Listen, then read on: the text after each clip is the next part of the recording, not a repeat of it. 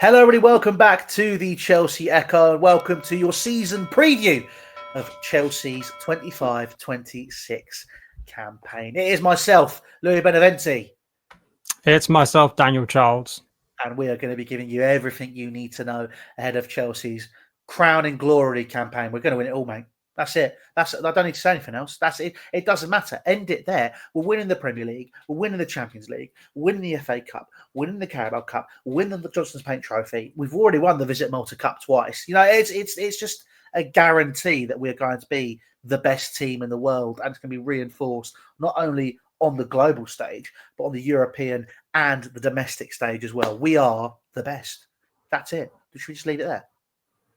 Yeah, I think we can wrap up the season preview. I think we've spoiled it for everyone.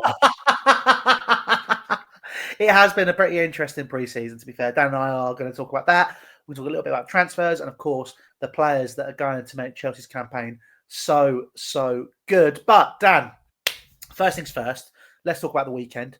Obviously, Chelsea playing two games back-to-back in quick succession by Leverkusen and AC Milan. Chelsea actually being extremely successful in both instances. And I think it's the first goal Chelsea conceded since, was it Palmeiras? When obviously AC Milan scored in the first half of that game. How do you feel about those games? Do you read a lot into that, or do you think that it's just kind of pre-season, let's just see what happens against Crystal Palace? I've always taken sort of a balanced view that I've always been a strong believer that I think pre-season does matter, but not in the way everyone thinks it does, like the winning and the results are the big thing. No, I think that a good constructed pre-season is preferably a lot of games, and especially you want to be hitting a point where once you hit the final couple of pre-season games, your intensity is at the right level and the team looks like they've got good chemistry about them, good focus about them. Some of those key areas of the team are seeming to perform well. And the unfortunate thing this year is, Chelsea have basically had to go on a very short runway and, get that plane off and flying very, very quickly. And I think that's what these two games were. I think they were good signs of Chelsea continuing where they left off in America. I can't say that my eyes deceive me. I mean, unless, Leverkusen and Milan are just really atrocious and all of the teams at the Club World Cup are atrocious and the Premier League teams are going to be significantly better than them. At the very least, I can sit here and say I think Chelsea are ready for the season. I think there's a level of confidence in the team that I haven't seen for a very long period of time. It's how long that confidence can sustain itself. I think that's the bigger question about the season.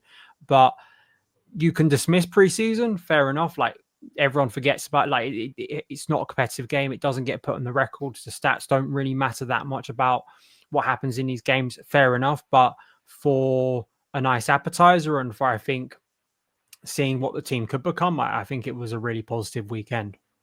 Yeah, it did look exciting. Obviously, big highlights, Esteval Willian, fairly obvious. Andre Santos as well. Seeing both of them performing in Chelsea shirts, I think was massive. Esteval especially, I thought he looked superb and settled very quickly into European football, which is something which I think I was very nervous about, to say the least. But he seems to have found his feet relatively quickly. That link up with Cole Palmer, superb. Liam Delap as well, by the way, as well. We can talk about João Pedro and how superb he was in that first game. But Liam Delap, a brace in the second, kind of slowly looking to cement his place into that side. I think it's going to be exciting to see how those two go up against each other. And it obviously also pretty much does mean curtains for Nicholas Jackson's Chelsea career. I think with obviously other news rumbling on, looks like as we speak, actually, I'm looking at my phone now, Alexander Isak is apparently nearly on his way to Liverpool. That's according to Indy Callier, who's had a little bit of a revival this transfer window. You laugh, but it's actually been a bit nuts. Now, David Ornstein saying, Indy Callier broke this first. Now everyone's like, oh my God, what's going on here? He's back on the market, mate. It's mental. It's like when you think about when we first started, Indy Callier was the pinnacle of journalistic integrity and sports news. That was. I don't know about journalistic integrity, but in terms of like the world of transfers, he was at least there was at least a period of time where a lot of people would take what he said seriously. Yeah. Um, but Well, it's a team of journalists now, isn't it? You do realise that we also shared an office within Calia. I still don't know who it was. I just know I, that it was in the office. I don't either. Maybe the account's been changed. Maybe it's a different guy at this point. It could be. It could be, but Maybe it was it's David Ornstein all along, and he's crediting his burner account. Can you imagine it's where everyone's like, Ornstein or Fabrizio, who's better? And it's just both of them running Indicalia.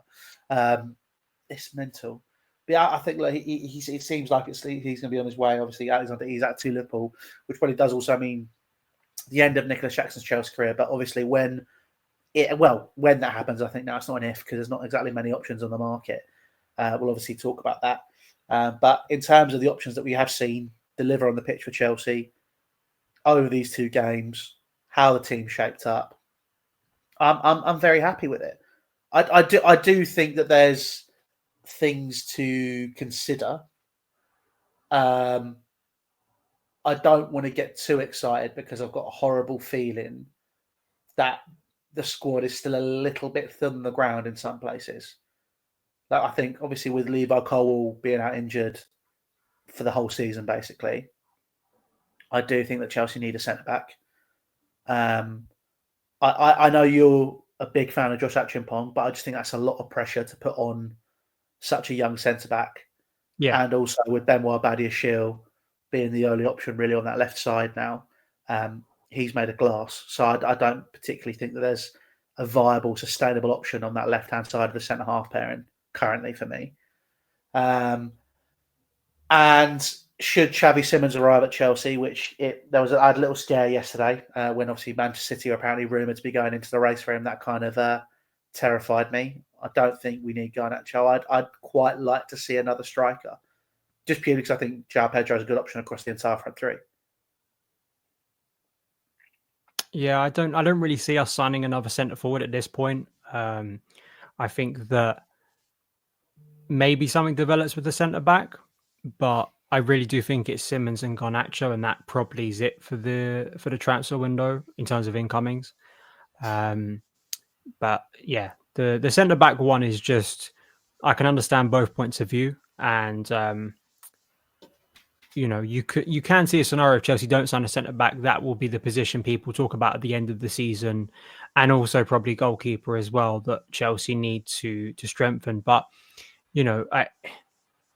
I kind of also think that, is it the worst thing in the world to see what Nacho Mom can produce, and also press a player like Badiashile to try and develop and prove that he isn't just a squad player who seemed to have hit basically a ceiling, it feels like, since he arrived at Chelsea, because his early performances at Chelsea hinted that he actually could turn into a really, really good centre back. So At least you've got someone suitable there. And yeah, we will see. I think, obviously, as we know, Chelsea will probably still be doing some form of business all the way up to deadline day as last year. So it's kind of hard to predict at the moment. Well, I do think that the problem is that if Chelsea don't bring in a centre back this window, it puts us on the back foot in the market in January when we are undoubtedly going to need one. Purely because I think you look at you and I, when we did our season review, sort of looked at the targets, went, right, we want to push in 75, 80 points. That's where we want to be, right? Yeah. I don't think the centre backs we have are going to allow us to achieve it. Purely because I also don't think that we have the guaranteed goals in the front line that will mean that we're going to outscore teams every single week. I'm more confident about actually the attack than I am the defense, on if we're by that logic. Because I actually do think there is a potential for this attack to really explode and prove to be very productive. But maybe it's the other end that costs us in the end. Yeah. But I mean, with that potential though, you look at João Pedro, you look at Leon Delap. Leon Delap's had one senior season in the Premier League. João Pedro never scored more. Specifically, I'm not really just talking about the centre forward, because that's not the only area where we have and can produce regular goal scorers. Cole Palmer could have a really, really goal scoring season as he did in his first year at Chelsea. Esteval could prove to be completely ready for Premier League football, and he produces, creates, and scores goals. Jamie Gittins, I think, has looked very exciting in the small glimpses we've got of him. Andre Santos maybe produces a goal scoring output from central midfield we didn't have last year. Pedro Neto. You go across the front line, there are, I think that Chelsea may not, and the argument you could make back, right, is, look at Liverpool, right? Like they won the title without a traditional centre forward, but they have a forward in Mohamed Salah who bags a lot of goals. City's kind of the opposite, and Arsenal, of course, are hoping that Gyökeres is going to be that for them this year. So, God, I mean, that is the one problem about Gyökeres. As soon as someone pointed out to me the celebration, even before he signed, I was like, that's the most Arsenal cringe-coded celebration I've ever seen. So it did kind of make sense, that transfer. Just going to be every single Arsenal account when he scores a few goals on TikTok or on Twitter doing the whole compilation with Bane.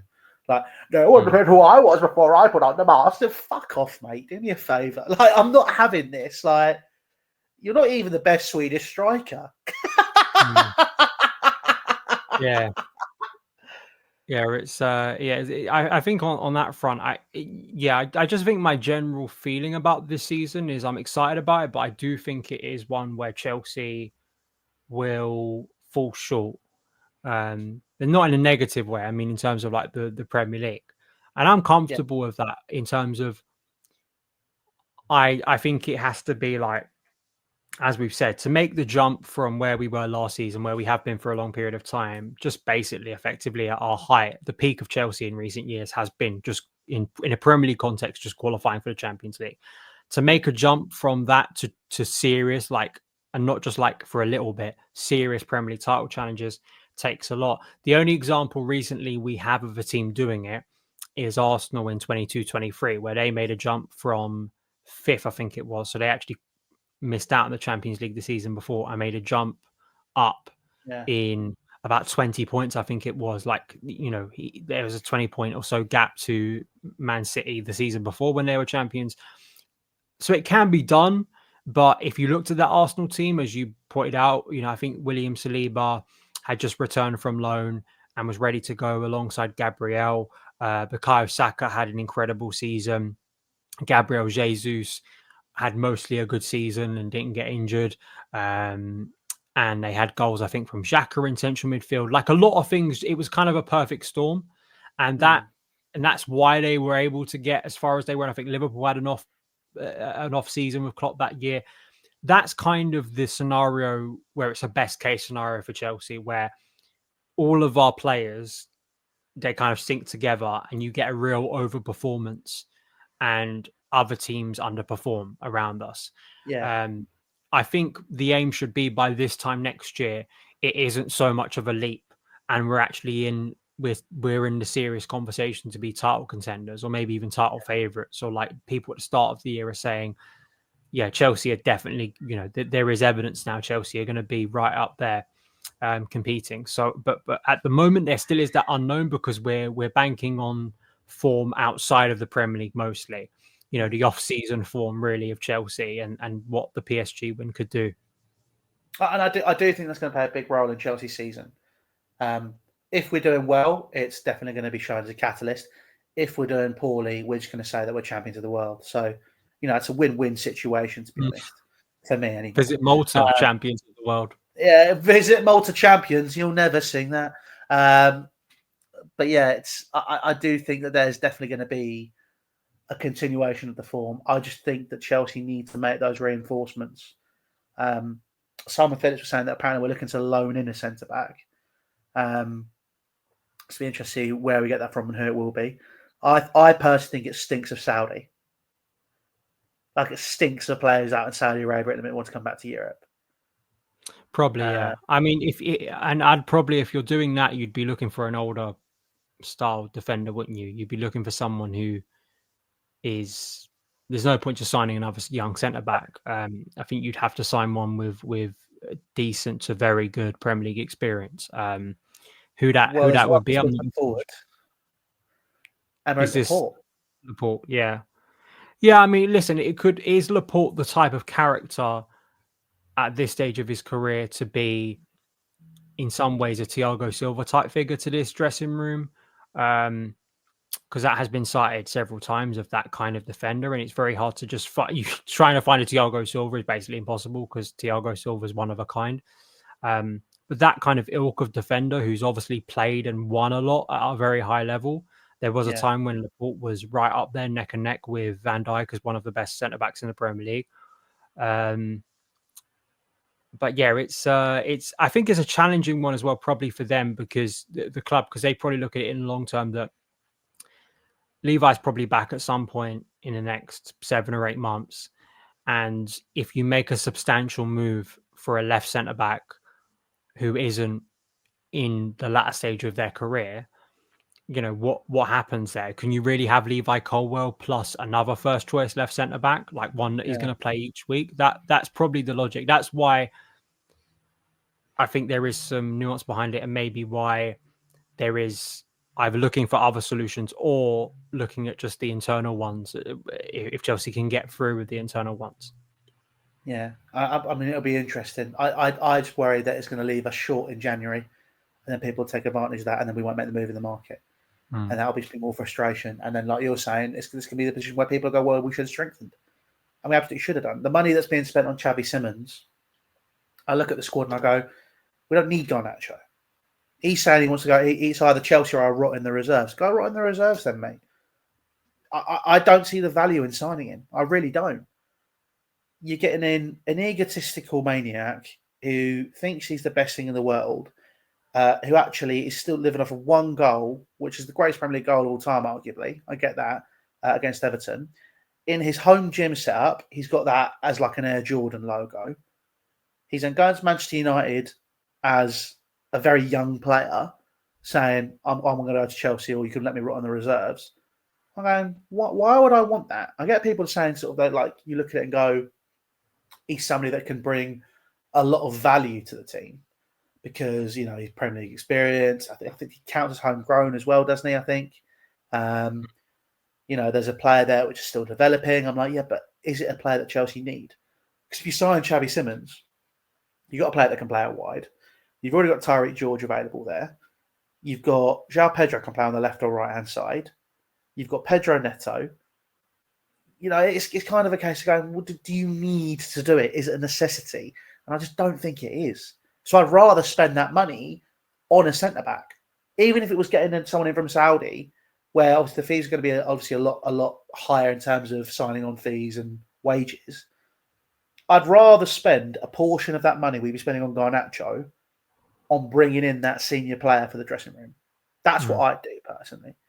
Just because then it gives you that extra safety net of, right, we've got a centre-back now. He's on loan. Just while Levi's sorting himself out, there's no pressure on Kyle Wall to make his way back and really stress himself out. It's very, very easy. And he can kind of do his rehab and crack on, but you've got somebody there who can plug that gap very well. Yeah, I mean, we've discussed Garnacho extensively and sort of the argument for signing him, but it's just one to watch, really. I'm not entirely sure how it's gonna play out because the games, if they don't go as well and there's some serious concern about like our defense, will that prompt action? We see that from clubs all the time once the serious stuff gets going. But at the moment I'm not entirely sure because there's not exactly a clear name coming out for a centre back. No. And obviously we'll keep tabs on it. We'll have to see what happens with that. But what we probably should do is move on now to the actual season preview. Now, if you didn't watch it or you didn't listen to it, Dan and I did our Premier League predictions of who we think is going to win the league, who's going to get relegated, who's a surprise package, and of course, we predicted where we think Chelsea are going to finish. However, we didn't give you our extensive thoughts on Chelsea because that's what this is for. This is the place you come to for that. And if you, by the way, if you're new around here, drop a subscribe down below if you're watching on YouTube. If you're not watching on YouTube and you listen to it on any good podcast platform, give us a 5-star review and drop a follow. I'm pointing at you because you should be doing it. And it should be done. Dan, have you given yourself a 5-star review yet? Like a big pat on the back? Because I have. I'll give myself a pat on the back right now. There we go. It's done. That's it. But Dan's not like me and do anything for reviews. Let's get into it then, Dan. Let's do it the same way we did the Premier League predictions. So I'd quite like a surprise package. What do you think? Who do you think is going to surprise a few people? Your standout player, and you're not allowed to say Cole Palmer because obviously that's a given. We have to avoid that at all costs. And we'll start with that, and then we'll come back to it. Okay. First one's a surprise player. I'm sort of torn between two names, but I think because it's weird because in my head with some of these players, I'm like, if I say them being a surprise, I think in the circles of people who listen to this podcast and discuss these certain players, I'm like, is it really a surprise? So instead, I'm going to go Jarell Hato. I think not a surprise in terms of, he will be a valuable squad player, but maybe just that he becomes a bit more than that this year. Is there a scenario where he becomes a left centre back on a more consistent basis because of what we were just talking about? Is there a point where he really, really impresses, where he is neck and neck with Carragher for first team minutes? So I would say that the other name that kind of came to mind was Dario Asugo. Kind of maybe at the moment instinctively feels lower down in the pecking order. I didn't want to say Andre Santos because I rate Santos very highly, and if he succeeds, I don't really think it's going to be that much of a shock. I'd say the same about Esteval, to be honest. Everyone's kind of talking about it at the moment. So I think Asugo just giving a suitable and appropriate central midfield depth, especially for Caicedo, is something we just did not have last year. And I think even if Caicedo, like with a lot of other players, luckily were very durable, fatigue probably set in, and just having that guy that can maybe fill in on certain occasions to give Caicedo a rest and just give Enzo Maresca a bit more freedom to rotate is just, the midfield depth was just unacceptable last year. The lack of it was a real problem. So I'll just to pin it down to a couple names, I'd say either Jarell Hato or Asugo, and I'd say probably Asugo would be the bigger surprise. Yeah, I do think that Asugo is going to play a big part this year, just purely because it means it'll give Caicedo an opportunity to rest, which is something he's not done for about 4 years, seeing how much he's playing for Brighton as well. That'd be good to see. My surprise package, I'm going for. He might not be much surprise, but I'm going to elaborate on why I think he will be. I'm going for Liam Delap. I think there's not been as much fanfare around him as there should be. And I look at it, and I look at the player, and I look at that game against AC Milan. I saw the physical prowess. Not only is he a massive bully, where he just uses physicality, he's fast, he's durable. And I look at that and I go, yeah, there's a player there. And I think that if he was called, I don't know, Guillermo Delapo, I think that we'd be looking at a player who people be excited about because he came from Real Valladolid or something like that. You know, so I look at it, I think he's somebody who has the Premier League experience, and I think he's going to build on it. And it's going to be good to see him and João Pedro going for that number 1 spot at the number 9, purely because I think they're both competing with each other, and they're both very happy to be doing so. And it's a healthy competition that's going to only push the squad to be better. And that's what I'm very, very excited about. And I think he's going to bag 15 goals this season. I think he'll be a menace off the bench. I think that, especially early on, I could see him bagging a lot of goals off the bench. Him and Esteval especially, I'm not entirely sure defenses are going to be that pleased that you get 60 minutes of João Pedro and Cole Palmer or Pedro Neto, and then Esteval comes on and Delap comes on, and suddenly you've got another. You've got, in some ways, a different type of player, but I think both Pedro and Delap running behind. They've got good speed, they've got good athleticism about them, and a confrontational nature. And I like that we've got that in both centre forwards now, because hopefully a bit more Housery across the team is always welcomed. I think the more the better is what I'd say. So I agree with you. The next one was effectively the best player other than Cole Palmer, right? Or stand-up player. Yeah. I felt this for a long period of time, so I'm going to, even know what's happened in the off season, I'm going to back it. Enzo Fernandez, I think, will be kind Okay. of. I think Enzo Fernandez will be as close. If Cole Palmer slightly tails off, I think Enzo Fernandez maybe wins Player of the Year. Um, I think he's been in such the way he's transformed over the past 12 months as a footballer and a player for Chelsea, I think has been really great to see. Going from someone this time last year who was embroiled in off-field controversy, his performances were really concerning. He wasn't impacting the team that well. He was giving the ball away. He seemed like a bit of a liability physically, with seeming like a bit of a limited player. And then being taken out the team a little bit, it was around November, December time last Yeah. season when he suddenly starts cropping up with these really important goals. And suddenly he takes more of a leadership role, and suddenly he's creating more opportunities, and you don't have to get a microscope to see what he's doing on the pitch. It becomes really Yeah. obvious. And then he contributes some big goals across the course of the run-in, really, and contributions across the run-in. That goal again, I know we had an incredible second half, but that goal against Real Betis, you need to score the equaliser to begin with to change the momentum. And those late runs into the box, I've loved seeing him develop that. To see a goal scoring midfielder is obviously something we really adore at Chelsea. So I just feel Enzo Fernandez Mm.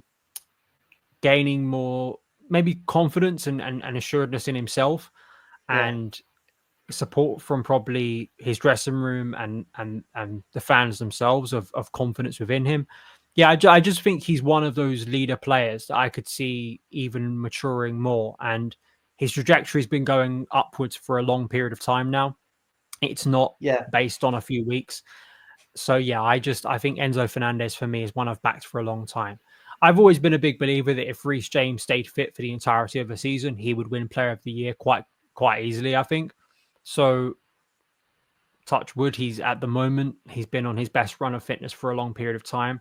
But I still kind of think they'll keep managing him and he'll be taken out on certain occasions. So I'm going to go with Enzo Fernandez. It's one I've just felt passionately for a while. So it's not based on looking at the squad list and just picking someone. It's something I've been saying since about March and April last year, or last season. Sorry. Yeah. It's interesting considering October we actually did a full pod on Enzo Fernandez and how he wasn't delivering. And I agree with you. I don't know about being the second best player in the team. I don't know about that. But to see the growth of where he's got to, I just think it's astounding. It's the way that he's managed to develop himself into this really important part of the team off the pitch as well, like you're saying. I think is an incredibly undervalued asset. And I think that it's only going to hold him in good stead. And obviously when there was the slight fuss that was very quickly disregarded by Fabrizio Romano is obviously when PSG were apparently interested in him. And then he went, nah, it's not a chance. I looked at him and went, yeah, I can see PSG coming in for him. I could see Real Madrid coming in for him now. Whereas that when that conversation was happening in October and November, I was like, take the money and run. Now I'm looking at it going, can we really afford to lose him? Is he really somebody who we can afford to not have at Chelsea? And I think right now I think that midfield of Cole Palmer in the 10, Enzo Fernandez, and of course, Moises Caicedo is an absolutely unbelievable one. And I think it's one of the best in the league. One thing I do want to talk about, obviously, my player is Moises Caicedo, right? Do you understand why pundits maybe don't rate him as much? Or people don't rate Moises Caicedo? Because I don't understand it. I was trying to figure this out, and I look at it. I'm like, what do they see that we don't? That makes us value him so much in comparison I to their. think it's one of the words you used there. I think it's what they don't see that is the problem. And what I mean by don't see is not when missing something when they're watching a game. It's that I have a strong. It's kind of a real. It's something that, as Peter Griffin would say, grinds my gears. Is I think that the frustration I have with a lot of media criticism or analysis of Chelsea is just how lazy it is. Like how it's so clear that there's a lot of people who just don't watch that much of Chelsea. Yeah. I don't comment. When we're linked with players that I haven't watched that much, I explicitly say it. If I haven't seen that much of a team, I explicitly say it. But if your job is to comment on, I don't think, I'm always suspicious of people who are like experts on like the whole of the Premier League. Because I'm like, tough enough covering one club, you know. So I don't understand it, because even if you were to watch the big games of Chelsea, if you watched any game, with maybe the exception of the first game against Man City, which is probably Caicedo's worst performance last season, he is uncategorically, he is the best player. He is phenomenal. He is covering big ground. He's obviously tackling wise, the precision is just ridiculous. The Yeah, impact he has on protecting the defense in front of him. I just don't know how people could watch him and not come to that conclusion. And I don't know if it's I think Jamie Carragher, fair play to Olivier Bazaglo for kind of calling him out on it, but he kind yeah, of gives the game away, Jamie Carragher, recently, when he said, my opinion hasn't changed on Chelsea in 12 months. And I just laugh, because I'm like, that, mate, you're basically telling on yourself that, why hasn't your opinion changed? It's not me berating someone saying your opinion has to change, but our opinions on Chelsea as Chelsea supporters have changed in the past 12 months. yeah, So to me, it kind of exposes that you haven't been watching Chelsea that much. If you've watched us closely for 12 yeah, months and none of your opinions have changed, for me, a red flag is going up, alarm's going up. Either you haven't watched us that much, or I don't know, there's another reason. Maybe you just want to double down and triple down. And yeah, I talk about perception a lot with players, that people have a perception of a player in their head, and even if that player turns around that perception objectively in front of their own eyes, you still have people who bash Cucurella on a regular basis, no matter whatever he's done over the past year. Probably it's the same about Caicedo, because he didn't have the greatest start at Chelsea, and the money he cost and all of that. So yeah, it's a real puzzling one. It really is. yeah. It'd be interesting to see how that goes and how opinions do change, because I've no doubt now that Jamie Carragher will be under significant pressure to do that. By the way, Jamie, we still haven't heard your analysis of Chelsea's victory over PSG. That's been remarkably quiet. But hey, we're not going to get on the overlap at all at any time soon, because they've got somebody there who gets some good traffic and good clicks because he says stupid shit. But hey, that's just my opinion. Sorry. Anyway, we'll move swiftly on. Dan, in terms of the season looking forward, obviously we did discuss Chelsea's position in our season predictions. Now, I have them fourth. You have them third. What do you think is going to set Chelsea apart in that top four race? What makes you put them that little bit higher than where I've put them? I just think positive momentum is obviously a very powerful thing in football. Yeah. And I look at also just the cohesion of the team. I think it's hard to argue over the past few months. Tactically, the team has not only shown more depth to it in terms of the way it can play and the way it can adapt, which was a concern of mine for a long stretch of this, December to kind of March time, January to March time, when things were going really wrong, when the team looks very shallow. It looks very one-paced. It didn't look like a team that had many ideas apart from sort of a very basic positional play plan A. And what we've seen is much more than that. And I also just look at the last Premier League table. I mean, if you look at the final Premier League table, look at the points gap between us and Arsenal. And if you listen to some Arsenal, and it's not me trying to have a go at Arsenal, it's just I listen to some Arsenal fans that I really respect, and I listen to their shows and stuff, and they talk about last season as like some great achievement, like, getting to the Champions League semi-final. And, look at another, I think they finished second as well. Chelsea only finished 5 points below that, which in perception, it doesn't seem, the perception of both club seasons doesn't, that doesn't add up. That shouldn't add up. That should not be that close. So either Arsenal have massively underperformed last season and we've massively overperformed, or there's actually a closing of the gap that Chelsea are hopefully going to only increase and get closer and hopefully overtake. I also just think there's probably a bit more freedom about Chelsea. I said this in our Premier League predictions, that I think there is pressure on other clubs. There's severe pressure on other clubs. And I think from Chelsea fans, if things go wrong, we will be critical on this show. But with the joy of the Club World Cup, with the joy of Rocklaw, and seeing this team actually win some big games, I think does give you credit in the bank. It does kind of, Yeah. at least even in a difficult run, we can at least go back to that. That was the problem last year. Like you'd have a difficult run and you'd go, I've got no evidence of this being turned around or like recent evidence of this group of players doing this. So now they have that in the bank. There's confidence in cup competitions, in big games that maybe Chelsea tactically and just psychologically are a lot better equipped than they were because of their Yeah. experiences. And as well, we've got some really, really good individuals. Reece James, absolutely outstanding footballer. Moises Caicedo, outstanding footballer. I think Enzo Fernandez, also an outstanding footballer in his day. Cole Palmer is just a complete genius. And if he's at his best, he's going to be one of the best performing Premier League attacking players. That's just undeniable because he has been since he signed for Chelsea.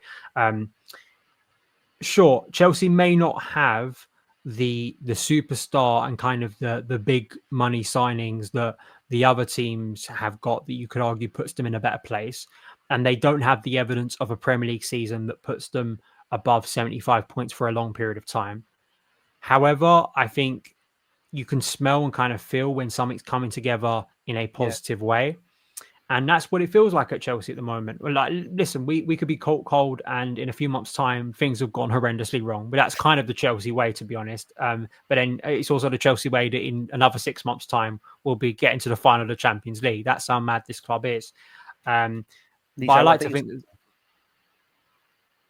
I'm not saying anything. Are you sure? Which you just checking? No, I'm just throwing hypotheticals out there. So that's why I think I don't like. Listen, I think the evidence would be that Arsenal are going to finish above Chelsea because they have done for how many seasons now? It's at least 2 or 3. Yeah. But I don't know. There's just of course it's bias and of course it's hope, but I just have a feeling that specifically with Arsenal, that's if Chelsea are looking to overtake someone this year and also get closer, I think that's the one Chelsea have got to be breathing down the necks of. That's the first one. That's the you almost like a target list, like an assassin. Like this is the first target we're getting, and in a year's time we're in front of them. And I just think there's so well, again, I don't want to delve into what we talked about in the Premier League preview because we did, but that's why I think most people say 3rd or 4th. I have seen a few seconds thrown about there. I even heard a Forest fan actually in person recently say Chelsea are going to win the league, and I still kind of chuckle about that. I can't see it personally. A storm has to come together. Like a lot of things have to come together. Yeah. And I think that there are too many in a game of already a lot of variables that are unpredictable. There are loads of variables that have to come together in Chelsea's control, out of Chelsea's control. And I also do think Levi's injury kind of takes down my expectation just a notch because I think he's such a good defender. But I still think we can finish 3rd. I still think that's a realistic target for Chelsea this year. Yeah, I think it is as well. And I think the big target is to close that points gap. That's all I want this season. I want 75, 80 points. That. I'll be happy with that. 75, 80 points and a cup. That'd be a very good season for me. And then to kick on next season, let the players who have developed this season, Leon Delap, João Pedro, Esteval, Andre Santos, let them get their feet under the table. And then next season, I think it's a couple of tweaks. And I think that team is ready. But I'll have to see. But that is your season preview for Chelsea in 25-26. Then I will be back for the Crystal Palace preview. Don't you worry about that. That is coming your way. And hopefully we're trying to lock in a opposition preview as well. So I'll try and get everything moving that way. But if you have enjoyed this, please make sure you hit a subscribe down below if you do think that Chelsea are going to get their 75, 80 points and win a cup. Drop a like as well. If you don't like what we're saying, please let us know down below. We want to know everything that we can do to improve the show. That's what Chelsea Echo is all about. We want to become the best out there for a reason. And of course, if you listen on all good platforms, Dan, what should you do? Give us a 5 stars. It's the appropriate number of stars. Exactly. Not 2 stars for Champions League trophy. Give us 5 stars, please. It really, really helps out the pod. And we will be back for the Crystal Palace preview and the Echo 11 for that game. But this has been the Chelsea Echo. Make sure you head across to Dan's channel, subscribe, make sure you subscribe to here as well. And we will see you for the next one. Ta-da.